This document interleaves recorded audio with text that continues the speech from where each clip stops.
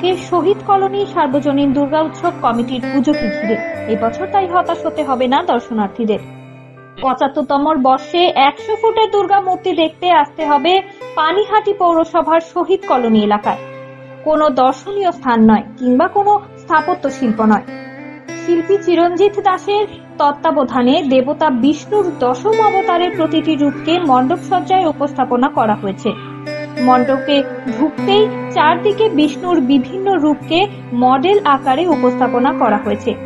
তার সাথে মণ্ডপের একদম মধ্যমণি জুড়ে অধিষ্ঠান করছে প্রতীকী রূপে মা দুর্গা।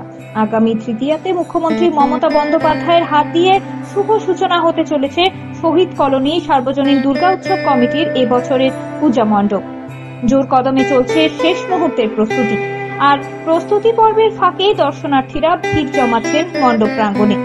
মণ্ডপ সজ্জায় শোলা, থার্মোকল, প্লাই, কাপড় ব্যবহার করা হয়েছে। এছাড়াও মণ্ডপ জুড়ে আগুন প্রতিরোধমূলক রাসায়নিক যুক্ত রং ব্যবহার করা হয়েছে। এখন কেবল উদ্বোধনের অপেক্ষায়। শহীদ কলোনি সার্বজনীন শারদোৎসব মানেই একটা চমক থাকে প্রতি বছরই। এবছরও একটা চমক আমরা রাখছি। এবছরের আমাদের চমক হলো ৭৫-১০০, মানে ৭৫ বছর বয়স আমাদের পুজোর।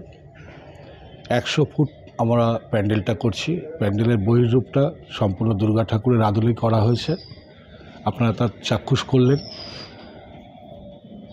আর ভেতরে আমাদের যে দেখতে পাচ্ছেন, ভেতরে থাকছে বিষ্ণুর ১০ অবতার, এবং এখানে একটা প্রতীকী আরেকটা দুর্গা ঠাকুর থাকবে। ছবি নিয়ে নিয়েছে,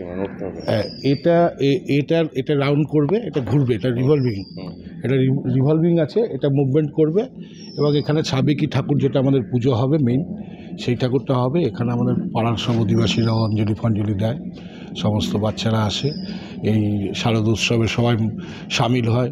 এখানে ধর্মের কোনো জাতপাতের কোনো বিচার থাকে না, সবাই এসে স্বতঃস্ফূর্তভাবে এই বাঙালির শ্রেষ্ঠ উৎসবে সবাই সামিল হয়।